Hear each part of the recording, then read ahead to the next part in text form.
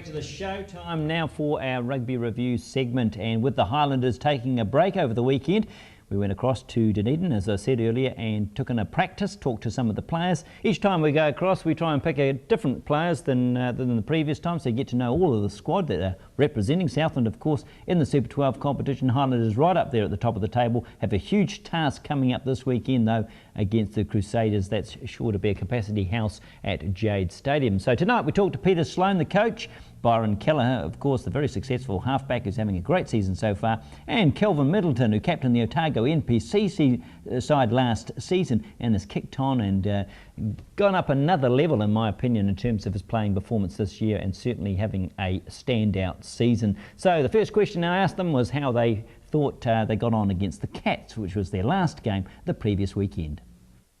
Yeah, I suppose, you know, when they did get ahead of us there, I was starting to wonder whether we'd run out of petrol, but I thought we'd done enough hard work to certainly have the petrol left. And of course, when you lose players of the calibre of Cromfield and Randall, it takes a bit of reshuffling. So, you know, I think it showed some real character that we got straight back up and over top of them, and unfortunately we relaxed again when we thought we had a clearance with about 5 or 6 minutes to go and let them back in. So yeah, I mean, we did some very, very sound work in the first 20 minutes, and we should have capitalised more, and we created you know, 2 or 3 opportunities and failed to finish off. So you know, we've got to be better than that.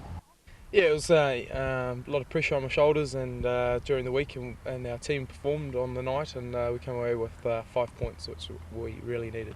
Yeah, we certainly had a few injuries, and you know, it showed really well, probably the depth of the squad for Simon Malin to come on and to have a crack at blindside flanker. I think he's only played it once or twice before, and of course Sam, who's our rookie, but you know, got to take my hat off to those boys. They played well when they come on. From a personal point of view, you seem to have just kicked on from your form from last season. Had a couple of niggly injuries at the start, but seem to have played through those. Yeah, I took a serious injury on my ankle, and apparently I was supposed to have a couple of games off, but with the right rehab and physio work, I was back on my feet in no time and eager to play. Yeah, you know, I'm really enjoying it this year, and probably more so because I think I'm getting the game time. Especially after probably NPC, I really enjoyed that, being captain, and unless you perform really poorly, you're going to be playing week in, week out. And fortunately, during the Super 12, you know, I've been playing week in, week out, and you know, your game just improves so much. And with the calibre of Cronfield and Randall and the boys in the front 5, you know, it's great. With the week in, week out rugby of the standard of Super 12, though, the attrition rate in loose forwards is high, isn't it? Physically, it must be very demanding for you. Yeah, it is pretty high, and you know, you get the odd bumps and bruises, and you turn up to training, and some days you wonder why you do it. But you know, as you walk off the field and you see the crowd all cheering and happy, then you know, that makes up for everything. But yeah, she's pretty hard on the body. Just looking at the other injury scene, we understand that Randall is definitely going to be out for the next month at least. Sounds like that, but you know, we try not to take any notice of the time and just keep working day by day with him, and he's so important to us, and you know, hopefully he believes he's a young fellow who heals quick, and that's his story, so he's hoping.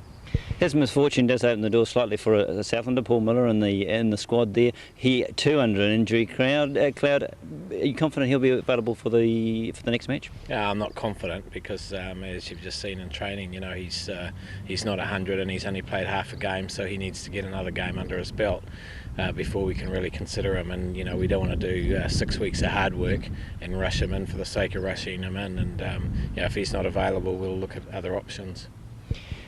4 weeks into the season, 4 matches under your belt, and all but one of maximum points. That must be almost the ideal start for you. It's got to be pretty close, and in those 4 games, I think we've shown that we can play, you know, a pretty exciting type of rugby. But what we've got to be careful of now is that we play winning rugby, and we're not going to change. But you know, people work you out from here on in, and you know, everyone seems to be coming at us. We've also got to go away on the road and prove we can win. So you know, it's about getting some consistency, really. You started in such blinding fashion for the first game, winning in by such a handsome margin. Do you think there's still been improvement as you've moved on each week? Oh, you know, I think we started the first 20 minutes here against the Cats as well as we started any game, and especially against Queensland, and you know, they were up in our face more. But you know, at this level, you're just not going to get too many Queensland games, and you know, now you've got yourself in and amongst the leaders. people just come at you, and now we've got to go away with things against us and prove that we can do that, and we've got to stay tight and work within our own zone really. But we're reasonably comfortable where we are. Oh yeah, definitely. I think that's a big part of probably rugby in Otago and Southland that may differ from other regions.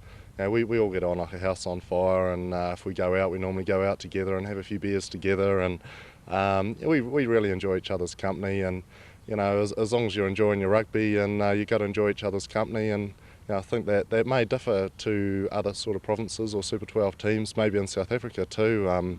They probably haven't quite got the tradition that we've got down here, and we certainly uphold that tradition. Just talking to each of the players today about the rule changes, have you noticed anything yourself from behind the pack? Yeah, definitely. I mean, it makes a halfback's life a lot easier, and the ball just is heaps quicker, and Brownie just can have heaps more opportunities outside to use inside and outside, and I think it just speeds the game up, and I agree with all the rules that they've changed with.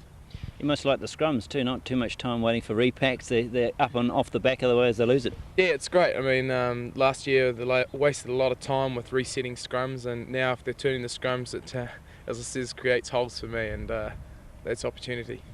The new rules, yeah, I've really enjoyed them actually. I think there was so much made of it last year by probably the media, by people in the media on these rugby shows and that, talking about no, it's no good, and I think it probably got a wee bit blown out of the proportion. But on field, I think everyone knows them really well now, and it has cleaned up the game because there was a lot of spoiling tactics being used. But if you can get around and you can supply pretty quick ball for the backs, so I'm happy with it. And you don't get all these knocks from people flying in at all sorts of angles, so enjoy that part. Positive thing. Yeah. Obviously the scrums too, there's the ball's in play a lot more, maybe 2 or 3 minutes a half now without having to reset all those scrums again. Yeah, definitely, and you'll probably ask the fat popos up the front, and they're not happy with that, but being a loose forward, I'm pretty happy with that. But gradually they are phasing out the scrums, it seems, and if you talk to Anton or Hofty or Case Muse up front, they'll give you a spiel on that. Looking at the next opposition, which is the Crusaders, they're playing in pretty good form. Yeah, the Crusaders had a bit of a sketchy start to the start of the season, but their last couple of games have been right up there, and it's going to be a real tough battle, a rivalry battle I should say, for the South Highlanders, and I mean, we're going up there to try and do our best to come away with 4 or 5 points. A lot of personal rivalry with Justin Marshall on the other side. Will you be conscious of that? Oh, I mean, everyone's conscious of the opposition and their opponent, but I mean, I'm going up there to stick to a team plan, and that's what I have to do. Yeah, well, we'll worry about that. We're having a week off this week. You wouldn't think so. We worked hard today again, and the latter part of this week we'll have time out, and then we'll come together next week and look at that. But we know a lot about them as they know a lot about us, and a big challenge, and a very important game for both sides. Yeah, they're going to be a real challenge for us. As I say, like every team's a challenge, but especially against Canterbury, we know those guys so well, and the rivalry that we've got between the Highlanders and Canterbury is pretty huge. So she's going to be a tough ding-dong battle, but we're looking forward to it. How much preparation will you do in terms of sitting down and looking specifically at the way that their loose forwards play? Will you look at that aspect of the game in detail? Yeah, I think we all do. It's unbelievable, the media coverage and the football coverage that's around, and having games on video, and the stats that we get is quite phenomenal. So we take a pretty good hard look at that, and we look at a few of their moves that they do, and they'll be analysing us just as close as we do them. So in some parts of the game it may look like that the other team know what you're going to pull, and it does happen, but we'll take a pretty good look at the tape, but I think we'll enjoy a few days off before we do that.